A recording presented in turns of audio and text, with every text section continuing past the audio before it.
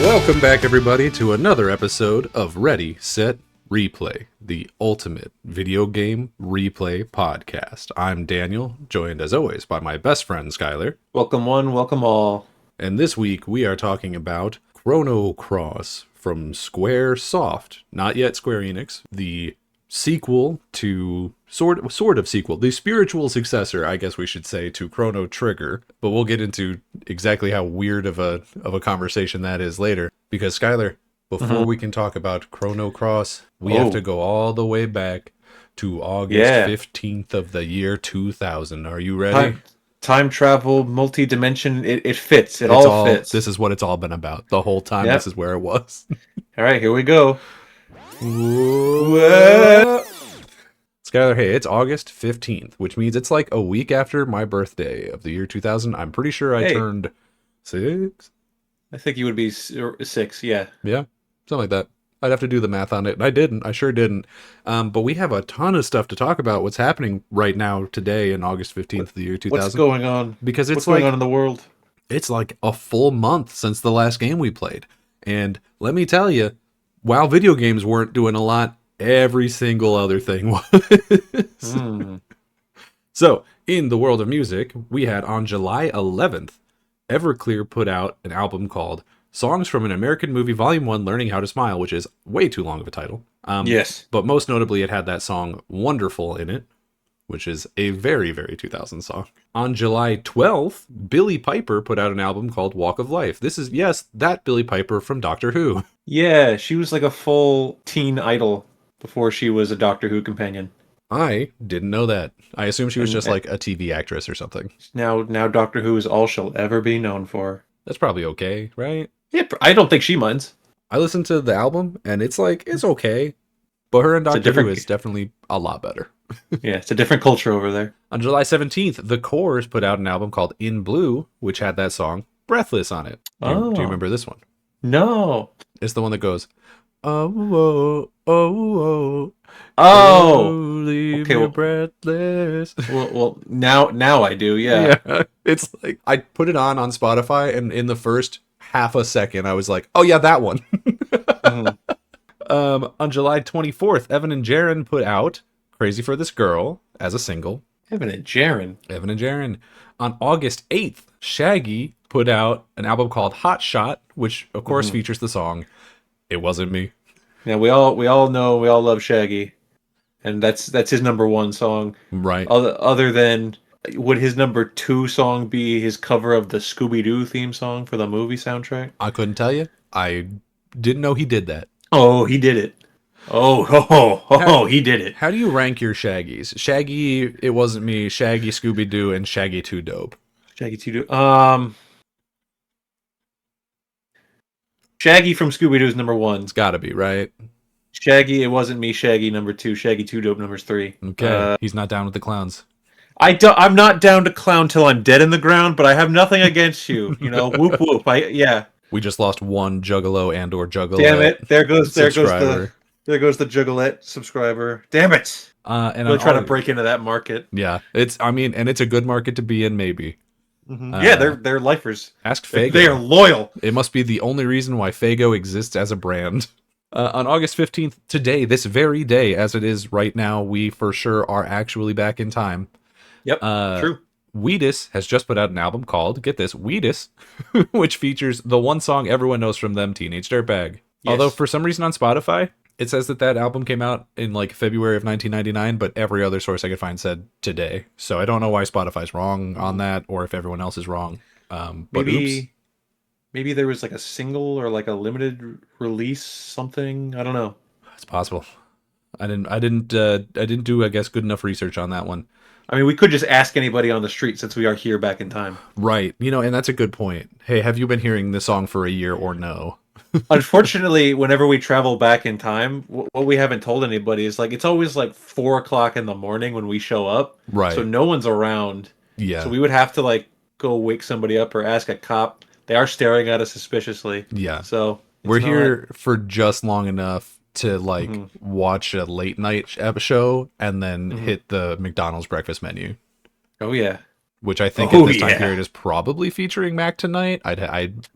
Probably, I think. No, he doesn't do breakfast. He's about the midnight meals. He's the midnight guy. Yeah, but like, that's gotta.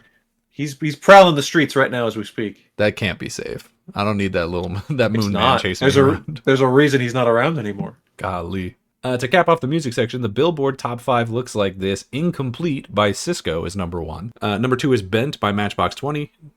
Number 3 is Jumpin' Jumpin' by Destiny's Child. Number 4 is It's Gonna Be May by NSYNC. Yeah. And number 5 is Doesn't Really Matter by Janet Jackson, although she is only credited at this point as Janet, so I guess maybe she dropped the Jackson at some point. Gotta distance the family, even though the family's the brand. We'll see it. We'll see it in the movie that's coming out. It'll come back. But Skyler, here's your section. In the world of movies and TV, we've had a lot, frankly, going on. What are we doing? What's coming out in August? We have had 1, 2, 3, 4, 5 different movies come out of note. I'm sure there were more than that, but that many of note. On July 14th, we had X-Men. That's a big one. It unfortunately just barely misses our box office top 5. It's going to be number 6 when we get down there. But it will have been out for a month, so I guess that's probably fair. Cool. The birth of Hugh Jackman Wolverine. The birth of James Marsden Cyclops, and he's coming back. It all pays forward. Then they're all back and definitely going to stay for a long time and not get killed catastrophically. No. Unless Professor X, he's going to get killed because he gets killed all the time. Yeah, we've already seen him get killed in the MCU once, so I don't know why we wouldn't expect that to happen again. On July 21st, we had Pokemon the Movie 2000. We're just playing the hits. That's what I'm saying. That's of course that's the Lugia one where all the legendary birds are caught, and they showed off like a bunch of Johto Pokemon early because that game wasn't out yet. You gotta go to the little islands and get the little orbs, and then the girl had that ocarina. Honestly, in hindsight, not far off from the game we're about to talk about. Not a million miles off. I think the girl's wearing the same scarf. I like one more than the other, though. Yeah, I mean, me too. One's a classic and one's a game. On July 28th, we had, of course, a movie that I know friend of the show, Steven, holds deeply and firmly in his heart. That is, of course, Nutty Professor 2, The Clumps. Oh, he's clumping. He's clumping like kitty litter, baby. I haven't, goodness gracious me. I haven't seen Nutty Professor 2, The Clumps. I haven't even seen Nutty Professor. That actually surprises me because I know you watch a lot of those, like... what, bad movies? I mean, yes. Yeah. Specifically with friend of show Steven. A guy watches Norbit one time, and suddenly you gotta watch every Eddie Murphy is a fat person movie. Yeah, I mean, if one, why not the other? You know what I mean? You're making points, but let's move on. On August 4th, we had Coyote Ugly. I have seen this movie. It is okay. I think I saw it as a kid because of my sisters. You should not have seen it as a kid. Well, I mean, it's not like pornographic or anything, but it is. Let's be women and dance on this bar top. That's the movie. I don't think I like sat down with them and watched it, but I'm pretty sure I was like in the house while they were watching it, if that makes sense. Really, all I remember is the Leanne Rimes song. So, yeah, I could not tell you a single person that was in that movie. I think she wrote that song for the movie. I would believe that. Also on August 4th, we had Space Cowboys. Space Cowboys. I'm not familiar with Space Cowboys. There's a space mission going on, but they have to use old technology, and so the only people who know how to use it are the old people. So they bring in like Clint Eastwood and Tommy Lee Jones. So they ripped off Armageddon. Guys. Was Armageddon before or after this? I couldn't even tell you. Before, right? It has to be late 90s, like right. Look, man, I was 6. I don't know. I do not remember. 1998. Okay. Yeah, they ripped off Armageddon. It is also the film debut of one Jonathan Hamm. Oh, John Hamm, he's a space cowboy for life. That's where he started. Guess so. Haven't seen the movie. Cool. Don't know what he did in it. Good job, John. Well, he would have been too young to be a space cowboy. He's definitely not one of the old guys. He's probably one of the young guys being like, these cowboys can't go to space. They're space cowboys. We need the young strapping men such as myself, John Hamm, to be a spaceman. Yeah. But then they tell him to shut the fuck up and sit down because he's not a space cowboy. I did watch the trailer. There is a bit in the trailer where basically that happens. I didn't see John Hamm, but maybe he looked different. Where they're like going through the G-Force training and stuff. And all the young guys are like getting all fucked up, and the old guys are like, I can't even feel equilibrium anymore. It don't even matter. My inner ear was removed surgically 17 years ago. In the world of television, pour one out. Keenan and Kel has ended. And the one you pour out is, of course, orange soda. I don't remember orange soda. Is that a bit? Is that a bit they did? Is that in Good Burger? Kel loves orange soda. Oh, does he just naturally That's straight up. That's like half of his character.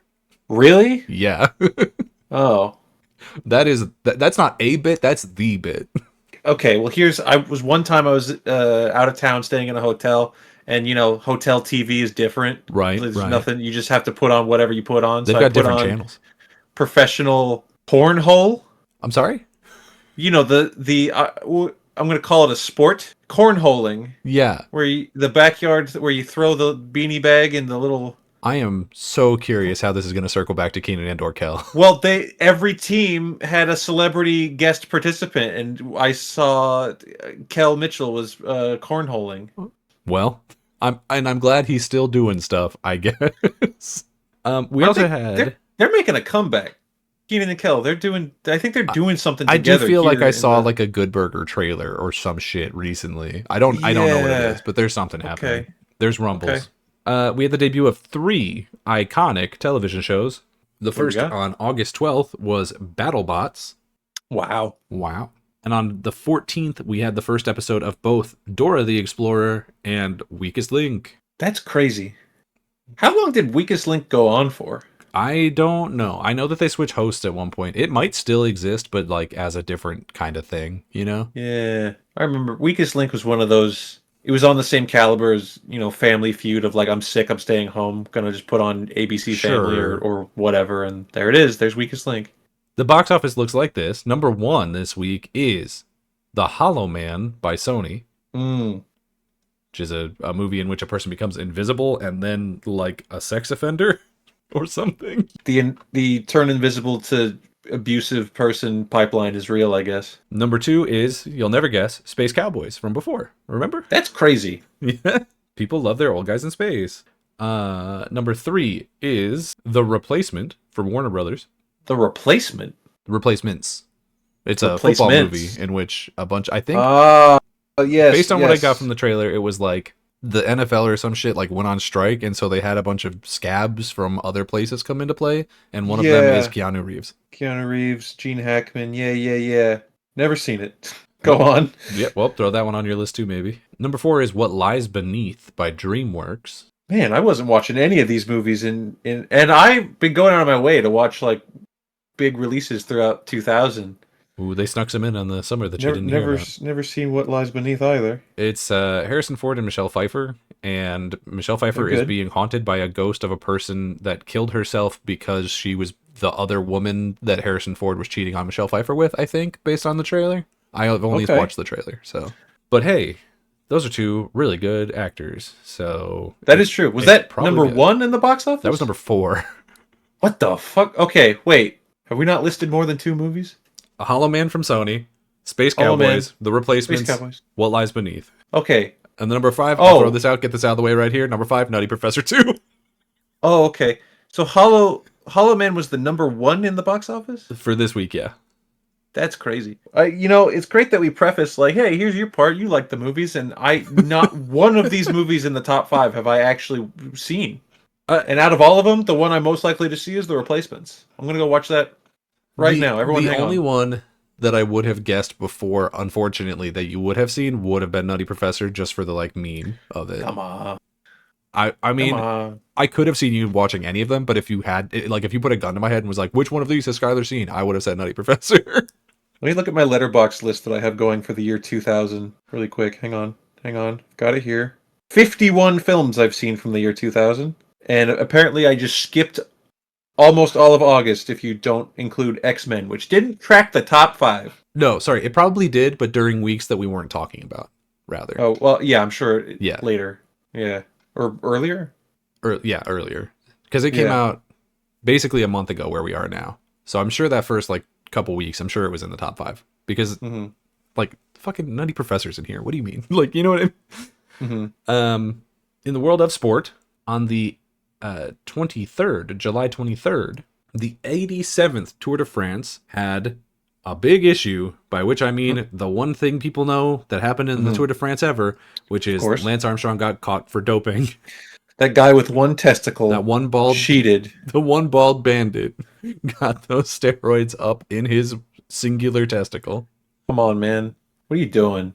I don't know. Not landing on the moon, as the guy whose name I accidentally put in my notes at first instead of Lance did. Oh, you put Neil. Sometimes you just say a name. At least you didn't put Louis. Louis, I can keep straight. These white men, they all look the same to me. Fair enough. On August 7th, we had maybe one of the bigger name people in sports, I would say, retiring. It was Jerry West retiring from the Lakers. I believe at the time he was a coach or something. I don't think he was playing still in the year 2000. But Jerry West, of course, being most famous for being the logo of the NBA. So that's where we are. Is the guy who is the logo for the NBA is just now retiring. That's how far back. 2000. In the year 2000, little 5-year-old me would have hated the Lakers, so it's okay. Just a couple more things. Don't worry. We'll be done here. We're almost done. We had Queen Elizabeth celebrating her 100th birthday on August 4th. What? Yeah, she wasn't dead yet. This is a different queen than the one that we knew. Was the one we had the second? Probably. Queen Elizabeth II? I only called her queen, so I don't know. What the fuck? I believe you. We also had the Jarvik 2000, which was the first ever artificial heart transplant. So that's kind of cool. All right. Okay. And last, but most sad, was unfortunately Sir Alec Guinness on August 5th did pass away from complications from cancer. That is sad. So a lot of really big things. There's honestly so much more than that I cut out because I was like, it's just, there's too much.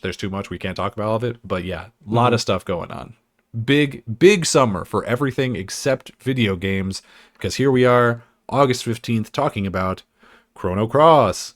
Skyler, how do you feel? Top level thoughts on Chrono's Cross? Yeah. Top level thought. And I know this question's coming when I sit down to record. And sometimes it's easier than other times. This is not an easy time. So this game, I'm going to use the word divisive amongst fans. This is true. From what I can tell, there's a lot of people that, even though I didn't see actually any people complaining, like, oh, fuck Chrono Cross, that game's... I didn't see that. I saw a lot of people on the other side saying, like, everyone always shits on this game, but I actually like it. I saw a lot of that. People feeling the need to defend their opinions on liking this game.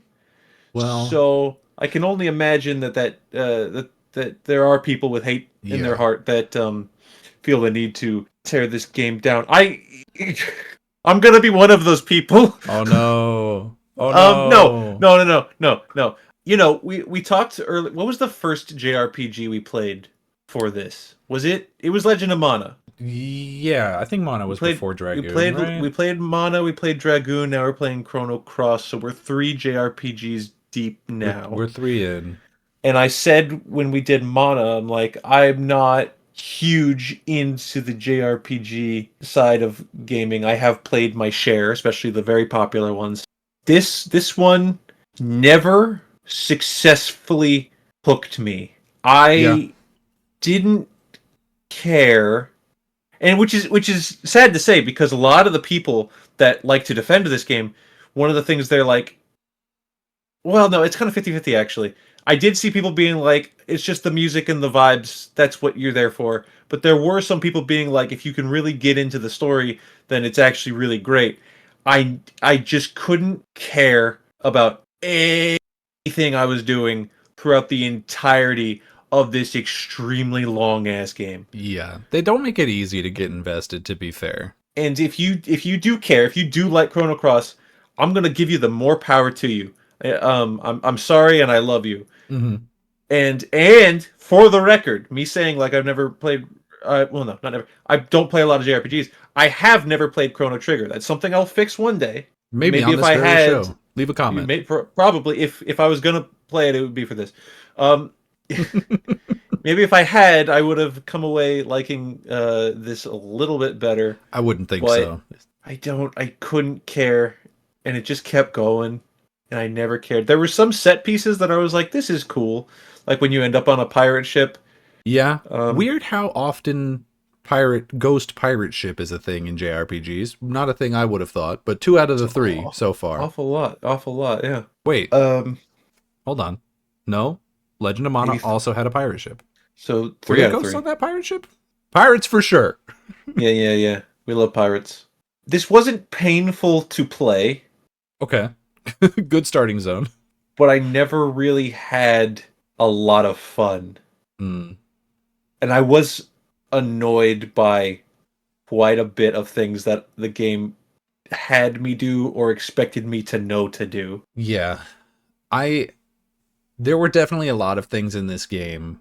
So, I started this game with a guide, right? And I was like, Yes. and I stopped using it partway through. Uh-huh. About around the time that you have to decide between whether or not to help Kid when she gets poisoned. Sure. Oh, you know what? I guess I should probably say what kind of game this is before we get too deep. Please. So yes, this is a JRPG. It's a classic turn-based, like you have your 3 characters, you pick things and you do attacks. It works a little bit different than most of those in that you don't have like different skill trees for your different character. Well, I guess you kind of do, but you build those yourself. You have like your spells are called elements. You slot them into different things that you get as you go. Anybody can use any spell. Some people are better at different things. It is sort of, in some ways, very complicated, and in other ways very simplified. Like, this is the only JRPG I've ever played where there's no grinding, there's no experience, there's not even really leveling up. So it's very interesting. But you play as a character called Surge, who's your standard JRPG protagonist. It's in a beach setting, which I think is like one of the top 3 settings for like tropical beach. One of the top settings for JRPGs. It's got to be up there. Yep. Surprisingly many of them. But you're sort of jumping back and forth between these 2 different worlds, your home world and what's just called another world, which I do feel like we could have probably come up with a better name for. The hook is, in another world, you died as a kid. And so you sort of are going back and forth trying to figure out why that happened. And then like doing a whole bunch of other stuff that doesn't feel like it's at all related for about 40 hours. But you just kind of get wrapped up in different things that different people are dragging you into in 2 separate universes. And that's the game, basically. But yeah, so I was using a guide for this up until a bit where your cutie pie Australian best friend Kid is poisoned by a cat man, and you have to decide whether or not to like try and find a cure for it. And it turns out, the reason that I stopped using the guide is because it spoiled for me the fact that it doesn't matter which one you choose. She'll be fine no matter what. Cool. So if you go get the cure, you save her. If you don't, a different character who from much later in the game called Norris will just like show up off screen and fix her. Cool. So she's fine no matter what. And the only real difference is you'd have like an extra couple hours of like a side quest that you do to get the thing. And then it changes some of the companions that you get. So if you choose to help her, you get Korcha, who's like a little boat guy. Yep. Rasley the fairy, and then Mel, who I thought was Korcha's sister, but is not. And then if you don't get the cure, you get Glenn, who is apparently everyone's favorite character in the game, although I don't really fully understand why. I mean, like, he's cool, but Doc, who is a doctor, shocker. And then Matcha, who is Korcha's mom, who I never used because she's just somebody's mom. Okay, so because you read the guide, you opted to not save her. No, I did both. Oh my god, you played this game twice? I did. I did in fact play the game twice. The second time through was so fast because on the second time through, I was playing on the Radical Dreamers edition, whatever, on the Xbox. I think it's the same version you were playing on Switch. Yeah, but obviously different consoles. Which meant on my second playthrough, I could just hit the fast forward button and the make me invincible button, and I was just like sprinting. But I did that because it was like so many of the things that I missed in my first playthrough were the things that everyone was saying is like the good part of the game. And I'm like, well, they probably shouldn't be fucking missable then. Nice. But yeah, so I went back and did that. So I I've spent way too much time in this game, frankly. I don't hate it. I think it is good, maybe slightly above good, but not great. We'll get into that later. It's such a complicated but also shallow game somehow at all at the same time, and I don't know how to describe that. Like that's going to be, I think, the hardest part for me.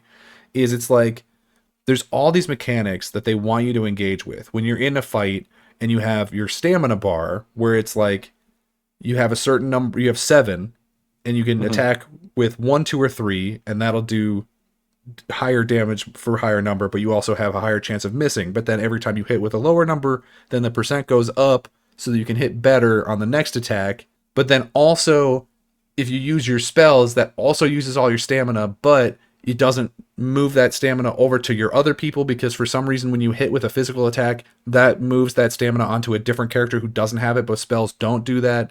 So if you just cast spells, then eventually you end up in a situation where you're just hitting once and doing like piss poor damage. So you have to spread out your spells. And then also there's this overly complicated system of like, there's the effect field zone or whatever, where depending on what kinds of spells have been cast, it changes the elemental type of the field. Do you know if Chrono Trigger does that same thing? It does not. No. Oh, that's good. That's good. Chrono Trigger does not. Chrono Trigger's also weird, but in a different way. There's 2 different ways you can play it, but the classic way to play it is that everyone's sort of moving individually, and so positioning matters. Like everyone's moving in real time, and then you're choosing attacks as it's going, which at the time was very confusing for people. But it's just so complicated, all of these different mechanics for how fighting works in this game. And truthfully, you can just ignore all of it, basically. Like, you have to engage to some extent with, like, obviously you have to do attacks, and at some points you're going to have to use spells because there's some creatures that don't take any damage from physical attacks. Yeah, I could think of at least one. They're really annoying every time. But the, like, which effects are doing what and trying to counter other people's elemental power, you can basically just ignore that for the overwhelming majority of the game. Which is good, but it also begs the question of, like, then why bother? Because why'd you do it? There's just so much to it where you're like, there's a bit early in the game that's missable where you go and you talk to a character called Radius, who later becomes a companion, but is just the, like, chief whatever of your village. And he'll, like, explain to you how the combat in the game works. And even him explaining it is like he's reading it to me basically from effectively the manual of the video game. And I'm like, sir, I don't understand what you're saying. Yeah. Like, there's so much. There's too much. And then it's not just the combat that's overly complicated, but then it's also like, okay, in Chrono Trigger, there's, I think, 4 companions. You get... oh, boy. There's a robot, a frog, a cave woman, your love interest, and a nerd. So 5, I guess. Okay. And then in this one, there are 45, I believe. 45 potential recruits. And the overwhelming majority of them do not matter at all. Hey, and the way that you get them is stupid. It's you know what this is? This is content time. Daniel? Yeah. Name all 45 people. Off the top of your head, go. Well, I have a list. I'll try not to cheat. No, don't cheat. I'll go away. I'll move it away. Okay. Here, you know what? Let's compare, because I also have a list. Not gonna look at it. I'm gonna try to not counting Serge, because that's who you're stuck to play as Serge, the whole time. Yeah, he doesn't count. Who I flopped from calling him Serge or Sergey the whole time because I wasn't sure. It's definitely Serge, but yeah. There's Kid. Yeah. That one's memorable. And I'm not going to say, oh, that guy with the lucha mask, because that's cheating. If I can't remember his name, it doesn't count. Okay. There's the dog, I think her name is Poshul? Couldn't tell you how to pronounce it, but that is right. And there's a guy named Karsh. He's one of the Devas. I don't got any other names for you, my guy. Really? That's it. Were those the ones you were using? There's no way you were using Poshul until the end game. There's no shot. I didn't use Poshul. No, I did use Karsh. A bit. Yeah, Karsh is cool, but you don't get him until, like, really late. I know. Yeah, he was, like, in my endgame party. Kind of. I'm looking for the other girl that I used. Well, do you want me to actually try and name the people? Go list them. So I'll go in order of that I got them, I think. Okay. So you start just Serge or Sergey, which I'm going to start saying now because I think that's funnier. Yes. Then you get Poshul, the stupid dog, by giving him her a bone, which I don't know how you're supposed to know that. I had a guide, but I don't know how you would know that otherwise. Well, you're supposed to. Get good, I guess. I guess. And then you have the opportunity to get Kid, but you have to tell her no, because if you tell her no, you'll still get her later, but that opens you up to get Lena, who's your love interest, who does not matter to the rest of the video game, and I kind of wasted my time even bothering to recruit her. See, I didn't even get her. She's good in a fight. She's like decent. She's a pretty good spellcaster. But you recruit her, and then she has absolutely nothing to say for the rest of the video game at all. Cool. Like, there's a bit where, because you can get, first of all, the version of her that you get is not the version that you know. She's from the other universe where you're dead. Yeah. So your relationship with her is already weird because she's like, you're not him, he died. But I guess I'll go with you because like I need someone to go with me to Terminus, and then she just hangs out because we get wrapped up in a bunch of bullshit. Uh-huh. But then like everything else that you would think would matter for her character, she's not an available party member when that happens. Way the fuck later, when you're talking to the ghost of her dead dad, you can't have her in your party at the time. So what are we doing? You know what I mean? Like, why not save her to be picked up by the second half of the game character that you're playing as? Because we'll get to that. That's fucking stupid. Although I did like that part of the game better, to be honest. And so Lena, Kid, Poshel. Then you can get Mojo, who's a voodoo doll. He kind of sucks, and I never used him. But he does suck. Didn't get him. And then there's a skeleton head that you have to go around and find all of its body parts. It takes forever, but you get its head pretty early on. His name is Skelly. Skelly. I did build Skelly, and I liked him on a design sense. See, I never built him. I couldn't be bothered to find all the pieces. I couldn't. Oh, I built him. You also get an egg really early on that can be hatched into Draggy, but to get Draggy, you have to go back through a dungeon I didn't want to go back through, so I didn't. Oh, can I tell you something about that? Yeah. So fucking funny, too. Because, like, the dungeon, it's got annoying-ass dungeon puzzles, which is fine. That's what we do in dungeons, right? I'm not complaining about that. But then, the guide I was following, yes, I was following a guide, because of course. I already told you I was disinterested. How am I going to beat this without one?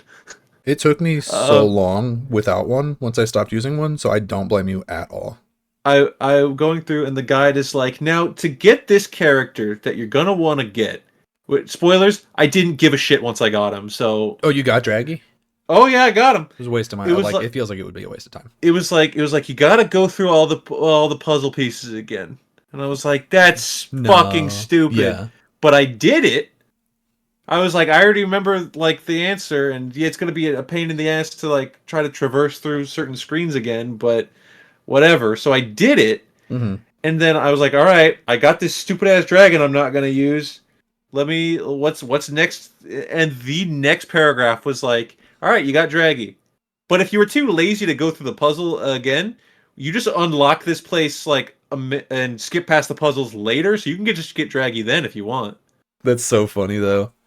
Okay, then you go to Terminus, which is whatever. The town. Yeah, and then you have an option between 3 different people that can help you get into the Viper Mansion, although I still don't really ever know why you needed to get in there. I think Kid wanted to go and you just kind of tagged along. Yeah, that sounds right. But your options there are either Guile, who's like a magician guy. He's wearing a stupid mask and he has gray hair. There's a gay rapier user named Pierre who seems like fun, but I didn't get him. And then there's a lead singer rock star named Nikki, who that's the one I got because I love him so much. Let me tell you my experience with Nikki. Truly one of my favorite characters in the game. Because I didn't use Nikki.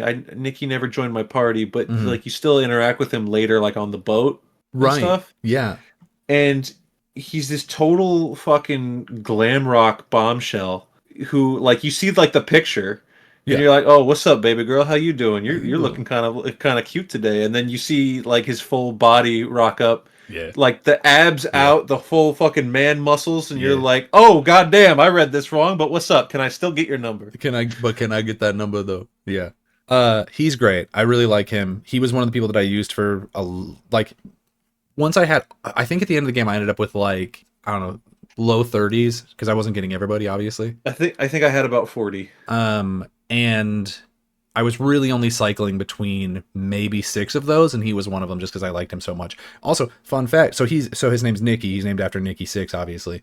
in the American version. In the Japanese version, his name is Sudashu. Sudashu? He's named after Slash, but it's Sudashu. Oh, I see. Yeah. I see. And then what? Do you get anybody in Viper Mansion? I don't think you do. I mean, you meet 100 characters who are all going to become your friends later, I guess, but I don't think you pick up anybody.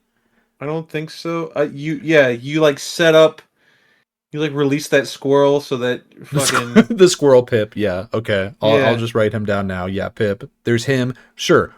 You also meet the evil scientist whose name is, I think, Lucia or something like that. I think she's supposed to be Russian or something. Whatever. I never touched her. You meet a bunch of the other devas. So you've already met Karsh at this point. You meet Zoa. You meet Marcy, who's Nikki's sister, by the way. You meet Harl, who's just like sleeping on a couch. You meet... Does Lynx count? I mean, you are forced to play as him for exactly half the game, so sure. Viper's there, Riddle's there. God, I don't know. There's so many. You've already met Radius. Then you have to make the choice between the 6 people that I said earlier. So that's Korcha, Mel, Rasley, Matcha, Glenn, Doc. I don't know why I forgot Doc. And then, man, I don't know. What are we at? I'm coming up on 25. I feel like you're doing pretty good. Okay. Yeah. Shit, man. The ones that like kind of pissed me off. Yeah. Were the ones that, and granted, you know, the more we go into this game, the less like I'm really paying attention. Sure. So there may have been some reasons, but like the ones that's like, all right, we've already got 30 party members. I accidentally just turned this guy into a mushroom man, and now he's stuck in my party. Yeah. What an absolute loser that guy is. There's Turnip. Yeah. There's Turnip, there's Neofeo, there's Starkey. There's a bunch of these like little nobodies who it's like, what am I ever going to do with these characters? Is it nothing? It's nothing. And then there's one point where, and I guess we should say this at some point. So the villain for the first half of the game is Lynx, who we've brought up multiple times now. Yeah. And at a certain point, he swaps bodies with Surge because Surge's body is he has like a DNA code or some shit that means he's the only one that can do a stupid like MacGuffin bullshit later. So Lynx swaps bodies with Surge. Yeah. And then he stabs the shit out of Kid, and then you spend from that point until almost the end of the game playing as Lynx, and when that happens, you lose all of the like 20 some odd companions that you have built up to that point, and you don't get them back until literally the end of the game. And you have to start building your new companions, starting with Harley. Right, Harley and Sprig. I didn't give a shit about Sprig. I threw him in the garbage the second I had the chance. Sprig was, first of all, a woman, and second of all, had some interesting mechanics because she's the, like, to put it in Final Fantasy terms, she's the blue mage, which means she can, like, transform into other creatures that you fought. And there is a point where you don't have to, but if you want to recruit this other character who's way better, you have to do that. So that you can use, because you have to get into like a 3-on-3 Pokemon fight with this character Janice, who's just Carrot from One Piece, and you have to beat her 3 times. But you're not going to be able to do that unless you've been using Sprig to kill other things so that she can get new powers. Basically, the whole second half of the game where I was playing as Lynx, I was running what I was calling the Whole Cake Island party. I see. Because I'm Lynx, so I'm basically Pedro. I had Janice, who's basically Carrot, and then I had Norris, who's Leon Kennedy, but also potentially Sanji. Okay, sure. That was my team for most of the game, genuinely. Because I think I spent way more time playing as Lynx than I was playing as Surge, to be completely honest with you. Because he does like everything of importance that you'd do happens while you're in Lynx's body. You meet Miguel and find out the whole thing about like the time travel situation where whatever the fuck, like there's this, at one point you go through a fog wall and then all of a sudden you're in a city from the future that's been locked in time. Like you've been playing in fucking fantasy swords and sorcery times. And then all of a sudden you're on a highway and then you go to a shopping mall And it's like, what happened here? What did we do? What world is this? Time shenanigans. So that all happens, and then you also do all of the dragon stuff as Lynx. You fight all the dragons, yep.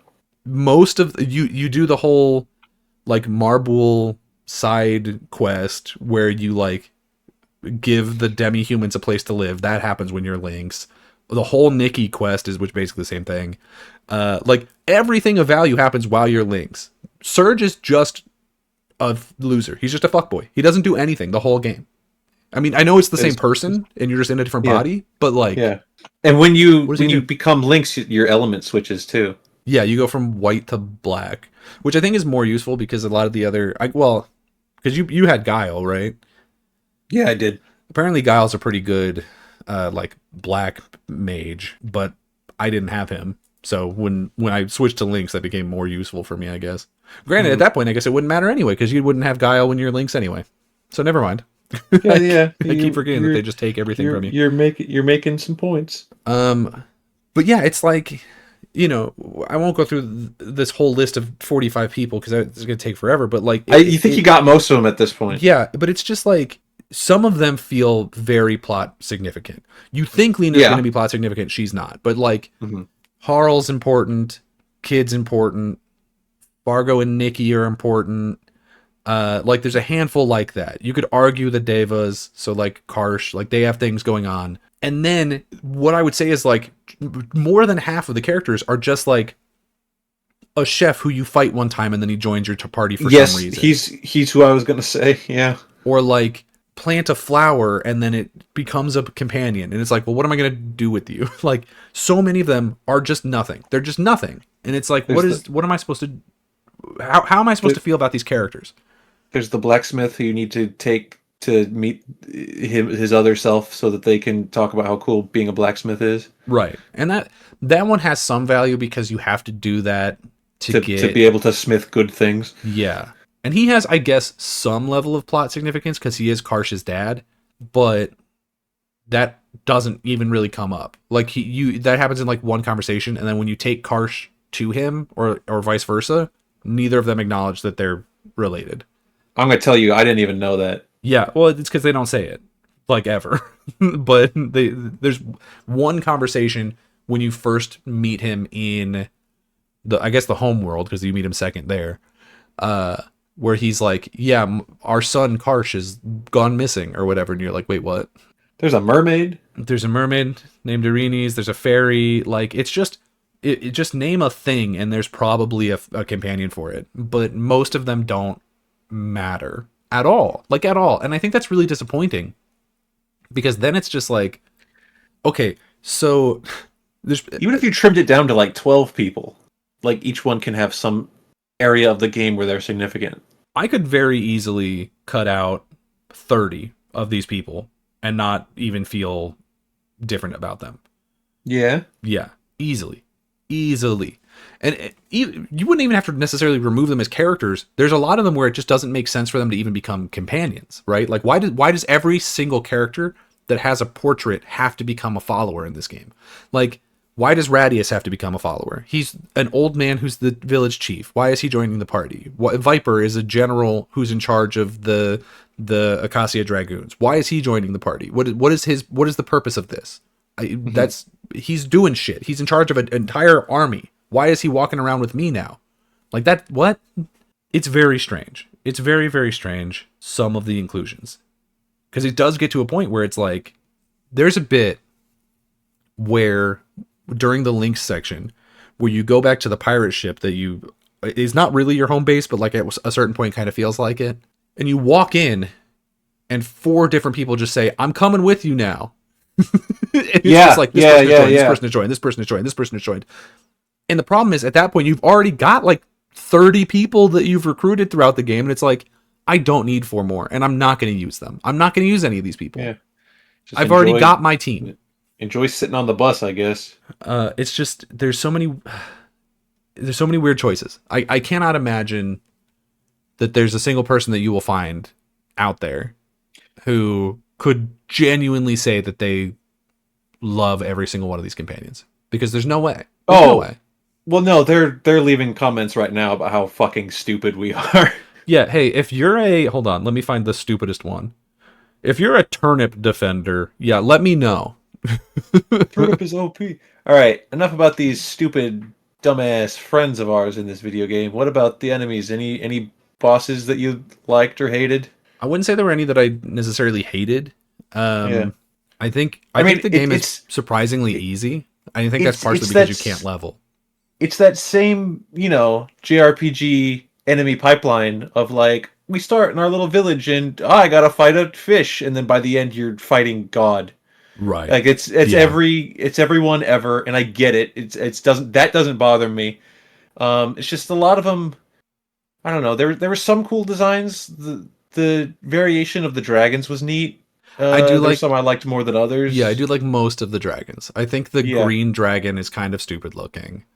What was the Fate? Remember Fate? Yeah, I didn't care for Fate too much, I guess. As a plot point, the boss fight was cool.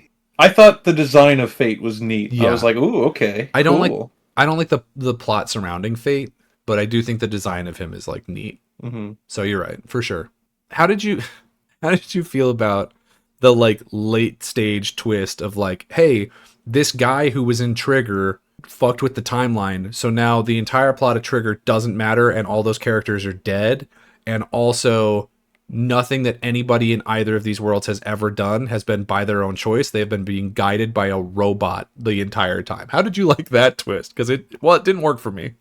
How did I feel about that? I'm going to say it didn't affect me because it was unveiled, I'm assuming, at a time that I was over it and just mashing through dialogue. That's a me problem. And I do apologize for the reason I brought it up is because it is the Fate boss fight, as he tells you that. Oh, okay. Yeah. Okay. So you know how at that point I was like, okay, cool, yeah, whatever. You know how like the save points are called records of fate?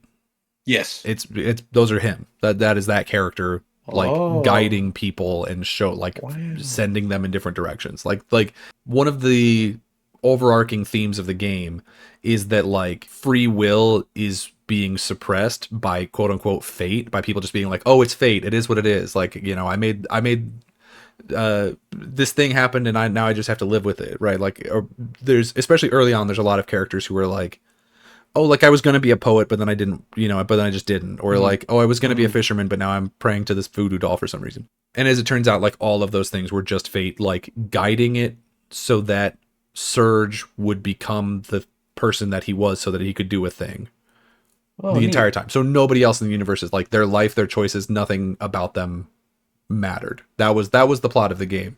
The plot was fighting against that, but right. That was what the main villain was doing. And it was also that you could fight Lavos, who's the villain from the first game, but then like does not matter to this game at fucking all until the absolute last second of the video game. Uh-huh. That's kind of how I felt playing the game, is like, I can't do anything. I just got to keep going. Yeah. So, hey, so I guess it worked. Yeah. They got you. They nailed you. Heck yeah, this is a great video game. Speaking of plot points that you might have missed, how did you feel about the late stage twist that Lynx is your dad? Yeah, I skipped that too, apparently. I don't know. There's a bit later on where it turns out that Lynx is your dad's body merged with the panther demon that killed you as a baby in one of the worlds. Oh, is that what all those cutscenes were about? Yeah. Sure, okay. So this was like, if we're talking like the last dungeon this like stuff was unveiled in, I'm dead ass not reading anything. I actually don't remember exactly where that one came up. It might have been like Chronopolis. I don't. Yeah. I'm sorry. I'm a bad gamer, and I didn't. Makes sense. It is what it is. Because there's a bit that everyone points to where they're like, oh, this is the lore dump. This is where they tell us what the whole game is about, and they point to that bit where Lena's dad Miguel is talking to you by that bell that you may or may not have picked up on is from the first game? No, not the bell specifically. The only thing that I was like, oh, this is from Trigger, because it was when you're on the beach right before you go to the final thing, and there's those kids there, and I'm like, right. Well, those kids you're somebody. Those kids are in the same place. One of them's the main character. Yeah, so it's Chrono. The ghosts that you see are Chrono, Marl and Luca, and then Luca is also the person who like adopted Kid. So like the orphanage that she keeps talking about, that's Luca's orphanage. So all those cutscenes where it's like the orphanage on fire and there's like the drawing of Luca. Yes. Yeah, it's truly like knowing things about the first game does not do anything to this plot of this game other than it could potentially piss you off to know that like basically the plot is that some guy, this Balthazar guy or whatever his fucking name was, would just like made a decision and threw away everything that those characters did in the first game. Just said like that doesn't matter anymore. That's awesome. I'm making a new timeline where that didn't happen. Which is why a lot of people, when this game first came out, hated it because they were fans of the first game and they were like, oh, well, this kind of like devalues everything that the first game was about. I didn't play the first game until like way later, so it didn't really affect me on that level. But it is a thing that I always hate. Did you play this as a kid? Cross? No, God, no. Okay, no, this is my first time playing Cross. I played Trigger maybe 10 years ago. Okay. So I don't remember it very well, but well enough to be like, oh, that's the character. I know that character. You know what I mean? Sure. Gotcha. But it's very, man, I don't know. This game for me just feels so messy and disjointed where it's like, it doesn't feel like it really has much of an identity, if that makes sense. Because everything, like if you look at one monster versus a different monster or one location versus a different location, you could show them to people and be like, what game is this? And then a different location be like, what game is this? And they would not think it was the same video game, right? Because the art styles changed. It seems like the direction of like what the monsters look like, even who the main character is, changes so dramatically throughout the game that it's like it just feels like the director, whose name I actually wrote down and then did not remember, something Masato Kato, whatever. It feels like he just dumped all of his toys out onto this, onto this play mat that is this world and was like, oh yeah, we'll make this work. And then it just kind of never comes together for me. There's individual pieces of it that I really like. I think the relationship between Surge and Kid, I think is really good. There's a couple of like cutscenes that are apparently completely missable where she like explains to him like who Luca is and her time in the orphanage and like, has all these like really great cutscenes, and apparently it's completely missable. And I don't know, I don't know how, first of all, why you would make that missable, because it feels like that's the plot of the video game. And second of all, like what the triggers for it are, because I got it in my second playthrough, but not in my first one. And the only thing that I changed was whether or not I saved her. But you would think if she was going to talk to me more, it would be in the playthrough where I chose to save her and not the one where I chose to tell her to like, okay, guess you'll die. So that doesn't make sense to me. I feel like that can't be it, but maybe it is. I don't know, man. I like that. I like some of the character designs. I think Fargo's a cool character. Like there's so many like individual pieces that like I point at and I'm like, that's neat and that's cool and that's whatever. And just none of these pieces ever, for me, come together into any kind of comprehensive whole that feels like a video game I would want to play again. Which sounds ridiculous saying is how I've already played it twice. Although I didn't finish it the second time. Yeah, that's a good point. That's a good point. I just, again, it failed to ever truly hook me in a way that made me care about the grander events that were happening. There's no character here, party or not, that stands out to me as like that's the best character in the game. They're all just kind of I mean some are clearly better than others. Like Kid is fun. I did like Harley. Yeah. Her she was twist cute. at the end is crazy, right? She did, and again, remember I stopped reading things. So for me, she did just kind of leave the party. She just disappeared. It turns out she's the seventh dragon, and she joins with the rest of them to become the dragon god. Okay, rad. Awesome. Yeah. Some boss designs, some good music. There was some good music, although that is one thing I wanted to point out. I don't know when it plays in the video game, but on the menu it popped up once or twice for me, where it's a song called Memories of the Past. No, Dreams of the Past, Memories of the Soul, or some shit like that. And it's the only song in the game that has lyrics, but the lyrics are in Irish Gaelic, and I loved that. I don't know why that has anything to do with the setting, but which is like a tropical island hopping adventure, but whatever, here we are. Yeah. Overall, I don't think this game warrants any hatred, but I'm also just not impressed at all, and I don't I don't foresee myself ever playing this again. No, me neither.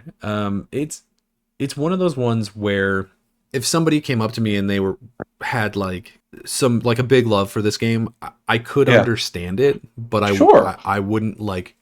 I would have a lot of questions about like what about it, like which characters, I don't connect with it, I don't relate with it, but like anyone's, it's not like oh yeah, Medieval 2.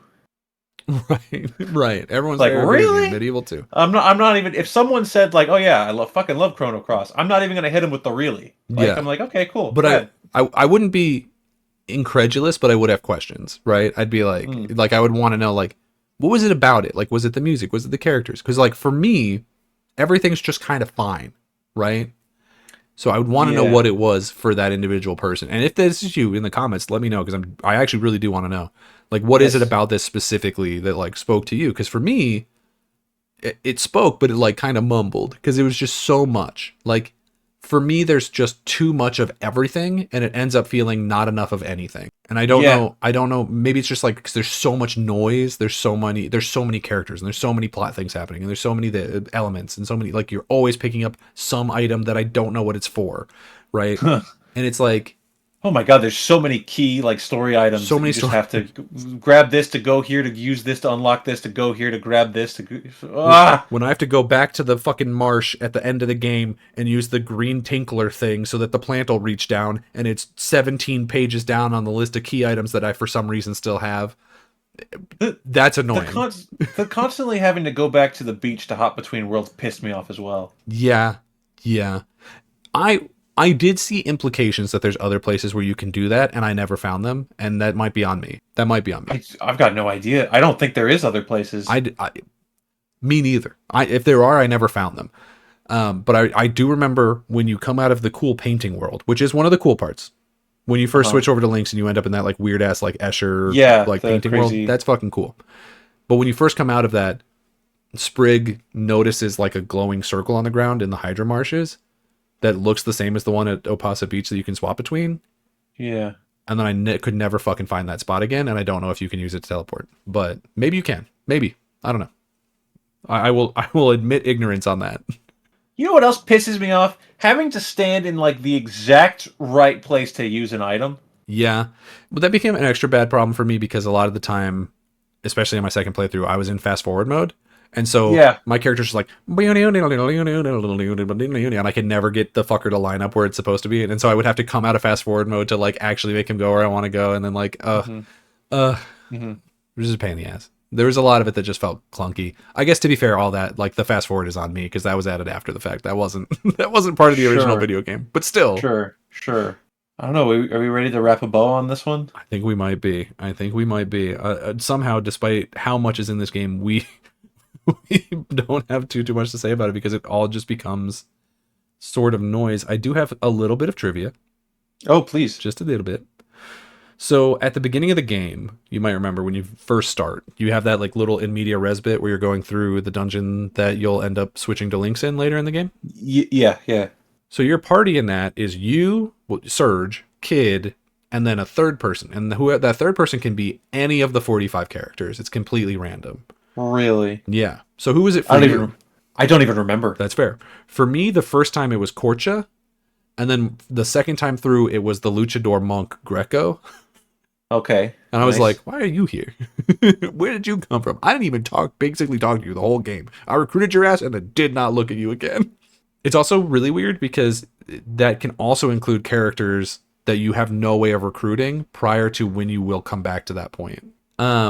Because when you're walking around with the different characters, a lot of the time they'll have to like pitch into conversations and they'll all say basically the same line, but it's not unique to the character, but a lot of the characters have different accents. Like Kid is Australian and that Lucia girl's like Russian or Transylvanian or some shit. And like everyone has different ways of speaking. Like imagine if you had Poshel. And so you can't just use the same text block for every character, right? Because these characters talk different. So what they did is they had to come up with an algorithm to change English text into all of these different accents, depending on what character was in your party, because it saved them memory space over holding all of this text. Wow, that's funny. That's That's neat, at least. Yeah. Think outside the box. Think outside the bun. Masato Kato, or Kato, the director of the video game, has stated explicitly and maintained, as far as I know to this day, that Chrono Cross is not a sequel to Chrono Trigger in any way. It is just a game that takes place in the same world and has ties to the first game, to which I would say it's kind of a sequel. But That's kind of a... hey, that's kind of a sequel. Yeah. Well, I mean, The main villain is the same guy. So that's... Okay, that's true. I mean, if you think about it, right? Like, Yeah. The Incredible Hulk is not a sequel to Iron Man. Iron Man shows up in it, but it's not a sequel. That's true. So that's true. But Iron Man doesn't fight Abomination. No. And Iron Man isn't visited by the ghosts of struggle to remember any other Hulk characters. Well, in the MCU, there are by the ghost of Liv Tyler. This game also has, get this, 13 different endings, but I'm pretty sure you can only get 2 of them, maybe 1 of them in your first time playing. Oh, okay. In New Game Plus, you are able to fight it's Lavos, but I forget what his actual name in the game is. It's like the Time Devourer or something, I think. You can fight him at any point. You have an item that just lets you challenge him. Because you're going into New Game Plus, you have your whole party, you have all your items. You're strong enough to fight him like from the jump. And depending on how far into the story you are when you do that, it gives you completely different endings. And some of them are better endings, and some of them are joke endings. There's one where, and obviously I didn't do this one, because I haven't finished it the second time yet even. But there's one where you end up in a place where there's a bunch of NPCs around that are all just the developers from the video game. And they're just like, yeah, I made your world. I'm the character. And you're like, wow. What? Wait a minute. Yeah. So there's a lot of like really goofy ones like that. And then there's a lot of like really depressing ones where like everyone dies. So that's something. But you know, it's all those ones are only in New Game Plus, which I feel like, you know, they're not canon and they're like goofy little shitty ones like that. So I'm not too upset about that. The ending that I got just beating the game the one time was just, am I crazy? Am I wrong? Did I just beat the boss and then the credits rolled? There like was no ending. Yeah. All right, cool. Easy for me, I guess. I thought there was something. I thought you like go back and then like talk to Lena, but maybe that was a different thing. Maybe I'm misremembering. I don't remember. Unfortunately, I'm now 90% of the way through a second playthrough, so I don't really remember. Doesn't matter. It's fine. Yeah. But so yeah, hey man, that's Chrono Cross. We have crossed out this Chrono using our patented rating system, not stolen from any 3-letter website. What are you feeling about this very okay video game? I think I know the exact number I want to give this one. Yeah. And it's the literal middle of the road. So at 5, okay, which is labeled mediocre. Right. We've got, I didn't much care for it, but it accomplished what it set out to be. I think that perfectly describes how I feel about this game. I agree to some extent. I am going to end up with a higher grade than that, I think. That's fine. That's fine. I do know that some people are like confused by our rating system because we use the full thing instead of how like modern reviewers do, and they're like, "Oh, it's below a 7, so it's a bad video game." And that's not what it's supposed to be. So yes, 5 is just mediocre. It's not that it's necessarily bad. 4 is bad. It's just that like you played it and you felt kind of no way one way or the other about it, other than you know, I've spent some time on this and now I'm done with it, right? Yeah. So because I think that's totally fair.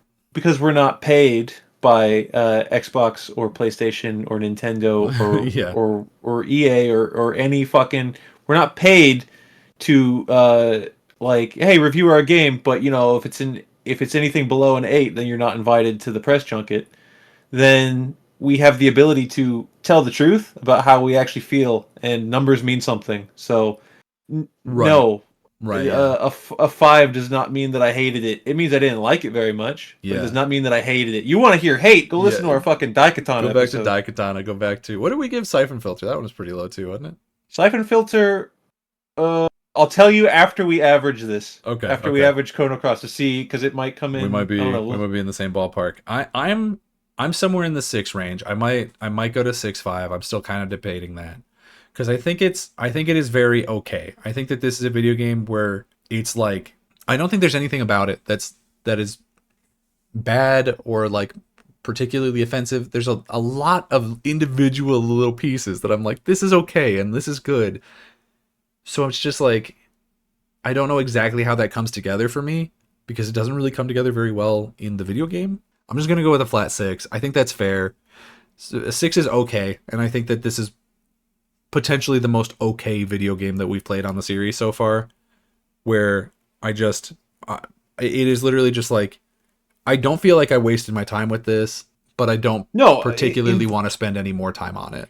In the long run of like, hey, we want to play every game that we can. Right. I'm glad that this was a pit stop on the journey, but I didn't. I'll never revisit this. No, I don't foresee myself. It is much more likely that I would go back and play Trigger than I would go and play this. And I know that that's probably not a hot take because Trigger is like one of the most famous games of all time, and this is I've heard nothing sequel. but like masterpiece claims about Trigger. So I'm interested to play that. Now that I've played this, I'm interested to play Trigger more. Be like, okay, well, yeah, how is that? You're better, right? That's kind of what I'm going to be looking at. But so with me at a 5 and you at a 6, the average is to 5.5. 5.5, which does put it above Siphon Filter. Okay, I think, and I feel like I feel about right about that. Yeah, puts it below Putt Putt Joins the Circus. Yeah. I think Putt Putt was a more successful accomplishment of what it was trying to be. I think that's correct. The real question is, because we have a tie to what else do we figure have a out here. 5.5 to? Crazy Taxi. Oh, okay. Oh, that's interesting. Damn. We might be split on this because I think I would put this above Crazy Taxi. I think Crazy Taxi is just a soundtrack. I think that that's all that video game is. And it's only like 7 songs too. Yeah. 7 songs, 2 bands. I have no valid reason to say Crazy Taxi is better than this game. So therefore, I'm going to say that Chrono Cross should be above it. Okay. Well, if you feel like it should be below, we can always bring in a third person. We've done that once before. We have done that once before, but I don't think. First of all, I'm not sure we have anybody on standby that has enough knowledge on both games. Mm-hmm. I know exactly one person who's played both of these video games. I do truly think, like, when we did Crazy Taxi, I'm like, oh, I get why this is famous, but I'm not playing this at an arcade. I'm playing this in my home, and I can only play it for like 20 minutes before I say I get it. Yeah. And I'm not doing all the bullshit challenges because I'm not going to spend the time to master this. I have other things to do. This one, purely on bang for your buck. Like, it is like a super long story. There's stuff here. It's not I guess technically it's not the game's fault that I didn't give a shit about the story. It's true. There's definitely a lot in this game where I was like, if I was playing this as a kid and I didn't have other video games to go and play, if I didn't have a job that I had to go and do, I could see myself spending a lot of time like getting all of the different summons or like getting all of the different evolutions for Pip or doing all of the Pokemon forms, whatever, for Sprig. Like, I could see myself doing that as a kid, but as a 30-year-old, like, I don't have time for that, and I'm not invested enough to do it. We gotta go play the next thing. Yeah. No, I don't have any problem putting this above Crazy Taxi. All right. Well, then that's where we are. And if you think that it should have been below Crazy Taxi, let us know. And let us know what it is about this game that you do or do not like. It's honestly not a game that I've heard a ton of people talking about lately. So maybe there's not a lot of people who still play this thing. But I'd be curious to hear what everyone has to say about it. Undoubtedly, this is a thing where once Abrar makes a short for us talking about how we didn't like it or how I wasn't paying attention to the story, we're gonna get 8 comments about how fucking stupid we are. If Abrar cuts the short of you saying I wasn't paying attention to the story, we're gonna get lit up. I would just prefer he not do that, to be honest. Abrar. No, he's not listening this far. He gets the clip from the beginning and he stops. That's fair. But yes, leave your comments either here, wherever here is for you, either Spotify or YouTube. Then go to the other place and hit subscribe there, or leave a second comment there. Maybe you had a second idea about something to say. We would love all the engagement we can get. We're shooting for that 300 subscriber goal this year, and we're doing pretty decent all of a sudden of keeping up with that number. So We would like all the support that you can give us. Tell all your friends about how great we are and how much we super duper know everything about JRPGs. Yeah. You can follow the show on Twitter at @RSR_POD. You can follow me on Twitter and Blue Sky at DanielJMcG. You can follow me on Blue Sky at Skyler8bit. And if you want to follow along with our rankings of these games, we have an account on the app called GG. It's like Letterboxd for games. You can follow Ready Set Replay on that. And you can kind of see the year 2000 where everything lies. Legend of Dragoon is still number 1. Hell yeah. And I think it's going to stay there for a little bit longer. Yeah. Yeah. So, anyway, thank you everybody for watching this far into the video or listening this far on the podcast. And until next time, everybody, play more games. Play more games. The game's just starting, the world's so bright. Jump right in, everything feels right. Let's play, take a trip back in time where pixels and memories intertwine.